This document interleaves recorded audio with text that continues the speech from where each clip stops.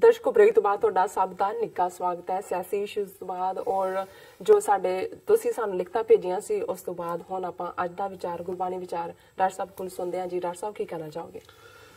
ਦੇਖੋ, ਰੂਹਾਨੀਅਤ ਦੀ ਦੁਨੀਆ 'ਚ ਜਦੋਂ ਤੁਸੀਂ ਤੁਰਨਾ ਚਾਹੁੰਦੇ ਹੋ ਜੀ, ਜ਼ਾਹਰ ਹੈ ਕਿ ਤੁਹਾਨੂੰ ਹਾਸਲ ਕੀ ਹੁੰਦਾ ਹੈ, ਰੱਬ ਦੀ ਕੁਰਬਤ ਕਦੋਂ ਤੇ ਕਿਵੇਂ ਮਿਲਦੀ ਹੈ, ਇਹ ਰੱਬ ਦੇ ਕੋਲ ਹੈ ਜੀ।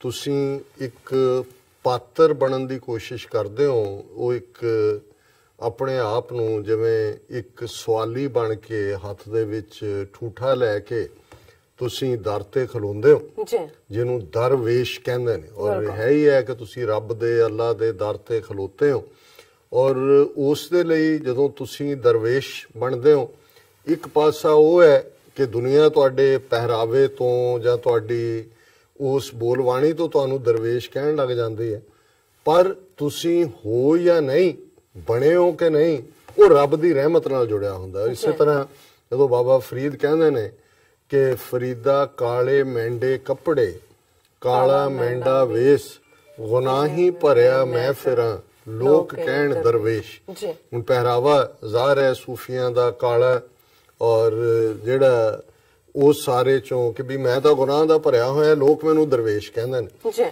ਪਰ ਦਰਵੇਸ਼ ਦਾ ਮਤਲਬ ਹੀ ਹੈ ਕਿ ਹਰ ਹਾਲਤ ਦੇ ਵਿੱਚ ਜਿਹੜਾ ਦਰ ਦੇ ਉੱਤੇ ਖੜਾ ਹੈ ਮਾਲਕ। ਔਰ ਇਸ ਲਈ ਗੁਰਬਾਣੀ ਦੇ ਵਿੱਚ ਈਵਨ ਹਾਲਾਂਕਿ ਅਸੀਂ ਕੁੱਤੇ ਨੂੰ ਹਮੇਸ਼ਾ ਨੈਗੇਟਿਵ ਸੈਂਸ ਕਹਿੰਦੇ, ਪਰ ਜਦੋਂ ਲਾਇਲਟੀ ਜਾਂ ਵਫਾਦਾਰੀ ਦੀ ਗੱਲ ਆਉਂਦੀ ਹੈ ਤੇ ਗੁਰੂ ਸਾਹਿਬ ਨੇ ਈਵਨ ਸਾਨੂੰ ਰੱਬ ਦੇ ਰਸਤੇ ਤੋਰਨ ਲਈ ਇਹ ਕਿਹਾ। ਗੁਰੂ ਤੇਗ ਬਹਾਦਰ ਸਾਹਿਬ ਦਾ ਇਹ ਸ਼ਬਦ ਹੈ ਕਿ स्वामी को ग्रह ज्यों सदा, स्वान तजत नहीं नित, नानक ए बिद हर भजो, एक मन होए एक चित।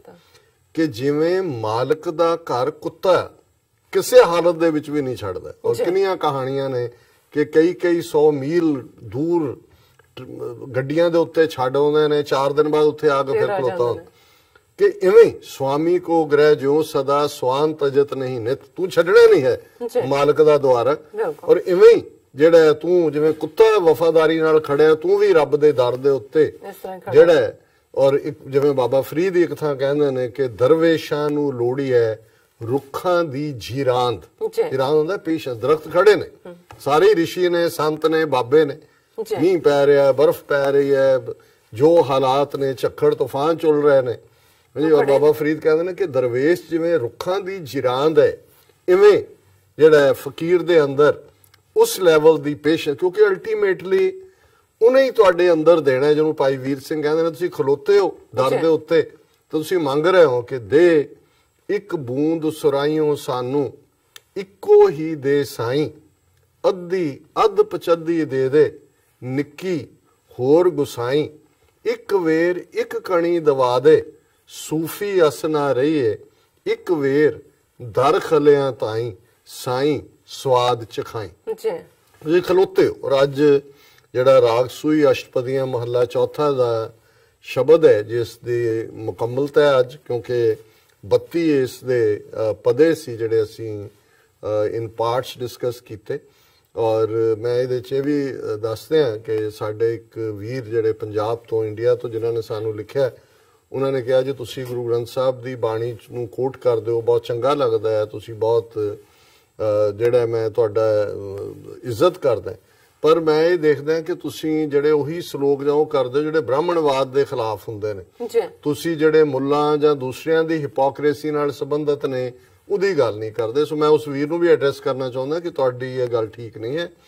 ਅਸੀਂ ਇੱਕ ਪੈਟਰਨ ਗੁਰੂ ਗ੍ਰੰਥ ਸਾਹਿਬ ਦੀ ਬਾਣੀ ਦਾ, ਜਿਸ ਦੇ ਵਿੱਚ ਜੇ ਅਸੀਂ ਰਾਗ ਸੂਈ ਦੇ ਉੱਤੇ ਵਿਚਾਰ ਕਰ ਰਹੇ ਤਾਂ ਉਸ ਤੇ ਵਿਚਾਰ ਹੈ। ਜੇ ਅਸੀਂ ਬਾਬਾ ਫਰੀਦ ਦੇ ਸਲੋਕ ਪਹਿਲਾਂ ਸਾਰੇ ਵਿਚਾਰੇ ਨੇ ਉਹਦੇ ਤੇ ਹੈ, ਫਿਰ ਅਸੀਂ ਭਗਤ ਰਵਿਦਾਸ ਜੀ ਦੇ 40 ਸ਼ਬਦ ਵਿਚਾਰਦੇ, ਉਹ ਹੁਣ ਅੱਜ ਕੱਲ੍ਹ ਅਸੀਂ ਭਗਤ ਨਾਮਦੇਵ ਜੀ ਦੇ 59 ਸ਼ਬਦ ਨੇ ਉਹਨਾਂ ਤੇ ਵਿਚਾਰ ਕਰ ਰਹੇ ਹਾਂ। ਸੋ ਅਸੀਂ ਬਿਲਕੁਲ ਸਿਲੈਕਟਿਵ ਨਹੀਂ ਹੈਗੇ। ਔਰ ਗੁਰੂ ਗ੍ਰੰਥ ਸਾਹਿਬ ਦੀ ਬਾਣੀ ਦਾ ਮੈਸੇਜ ਯੂਨੀਵਰਸਲ ਹੈ, ਇਹਦੇ 'ਚ ਕੋਈ ਸ਼ੱਕ ਨਹੀਂ ਹੈ।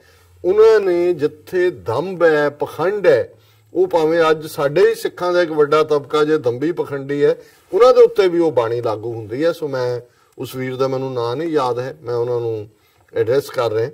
ਸੋ ਇਹਦੇ 'ਚ ਜਿਹੜਾ ਮੈਸੇਜ ਹੈ ਉਹ ਇਹੀ ਹੈ, ਜੇ ਗੁਰ ਝਿੜਕੇ ਤਾਂ ਮੀਠਾ ਲਾਗੇ, ਜੇ ਬਖਸ਼ੇ ਤਾਂ ਗੁਰ ਵਡਿਆਈ, ਗੁਰਮੁਖ ਬੋਲੇ ਸੋ ਥਾਏ ਪਾਏ, ਮਨਮੁਖ ਕਿਛ ਥਾਏ ਨਾ ਪਾਈ। ਕਿ ਭਾਈ ਜਿਹੜਾ ਉਹਦੇ ਦਰ ਤੇ ਖਲੋ ਕੇ ਜੇ ਗੁਰ ਝਿੜਕੇ ਤਾਂ ਮੀਠਾ ਲੱਗੇ, ਜੇ ਉਹ ਝਿੜਕਦਾ ਹੈ ਤੇ ਉਹ ਸਾਨੂੰ ਮਿੱਠਾ ਲੱਗੇ ਕਿ ਭਾਈ ਇਹ ਵੀ ਤੇਰੀ ਝਿੜਕ ਜਿਹੜੀ ਹੈ ਪਿਓ ਵਾਲੀ ਝਿੜਕ ਹੈ, ਜਿਹਦੇ ਚ ਕਿ ਤੂੰ ਸਾਨੂੰ ਰਾਹੇ ਰਾਸਤੇ ਰੱਖ ਰਹੇ। ਜੇ ਬਖਸ਼ੇ ਤਾਂ ਗੁਰ ਵਡਿਆਈ, ਜੇ ਬਖਸ਼ ਕੇ ਆਪਣੇ ਗਲ ਨਾਲ ਲਾ ਲੇ ਤੇ ਇਹ ਵੀ ਉਹਦੀ ਵਡਿਆਈ ਹੈ। ਗੁਰਮੁਖ ਬੋਲੇ ਸੋ ਥਾਏ ਪਾਏ, ਮਨਮੁਖ ਕਿਛ ਥਾਏ ਨਾ ਪਾਈ। ਜਿਹੜੇ ਰੱਬ ਵੱਲ ਮੂੰਹ ਕੀਤਾ ਹੈ, ਗੁਰਮੁਖ ਹੈ, ਉਸ ਨੂੰ ਕਦੇ ਉਹ ਮਹਾਰਾਜ ਰੱਬ ਆਪਣੇ ਗਲ ਨਾਲ ਲਾਏਗਾ, ਉਹਦੀ ਘਾਲਣਾ ਥਾਏ ਪਏਗੀ। ਜਿਹੜਾ ਮਨਮੁਖ ਹੈ ਕਿਛ ਥਾਏ ਨਾ ਪਾਈ, ਉਹਦੇ ਲਈ ਸਾਰੇ ਦਰਵਾਜ਼ੇ ਬੰਦ ਹੁੰਦੇ ਨੇ।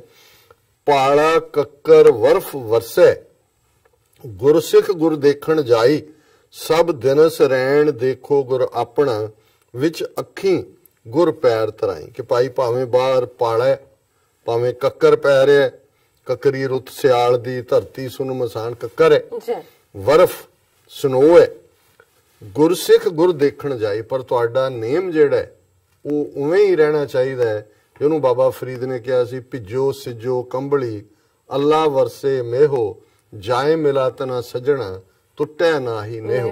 ਕਿਸੇ ਹਾਲਤ 'ਚ ਵੀ ਪਿਆਰੇ ਦਾ ਦਰ ਨਹੀਂ ਛੱਡਣਾ, ਔਰ ਦਿਨ ਔਰ ਰਾਤ ਆਪਣੇ ਉਸ ਵਾਹਿਗੁਰੂ ਨੂੰ ਹੀ ਹਰ ਚੀਜ਼ ਉਹਦਾ ਜਲਵਾ ਦੇਖਣਾ, ਔਰ ਹਮੇਸ਼ਾ ਆਪਣੇ ਮਨ ਦੀਆਂ ਅੱਖਾਂ ਦੇ ਵਿੱਚ ਗੁਰੂ ਦੇ ਪੈਰ ਟਿਕਾ ਕੇ ਰੱਖਣੇ ਨੇ। ਅਨੇਕ ਉਪਾਵ ਕਰੀ ਗੁਰ ਕਾਰਨ, ਗੁਰ ਭਾਵੈ ਸੋ ਥਾਏ ਪਾਈ, ਰਹਿਣ ਦਿਨਸ ਗੁਰ ਚਰਨ ਆਰਾਧੀ, ਦਇਆ ਕਰੋ ਮੇਰੇ ਸਾਈਂ।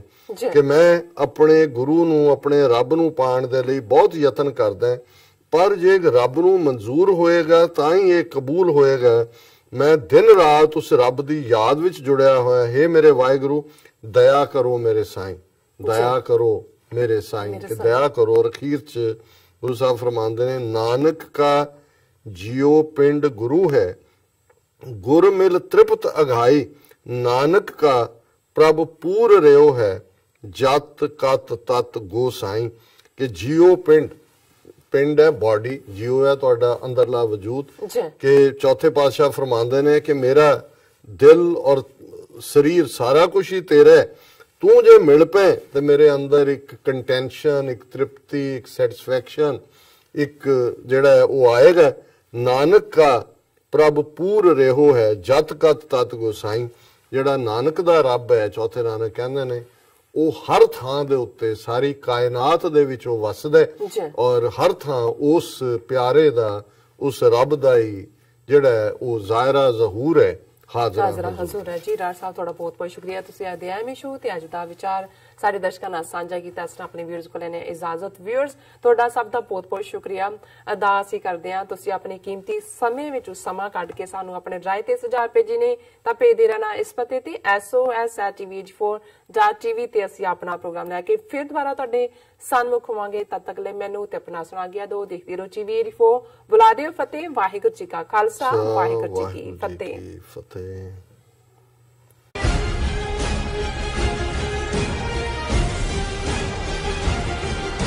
ਕੀ ਤੁਸੀਂ ਆਪਣੇ ਟੈਕਸਿਸ ਨੂੰ ਲੈ ਕੇ ਚਿੰਤਤ ਹੋ? ਤੁਸੀਂ ਆਪਣੀ ਕਮਾਈ ਲਈ ਮਿਹਨਤ ਕਰਦੇ ਹੋ, ਭਾਵੇਂ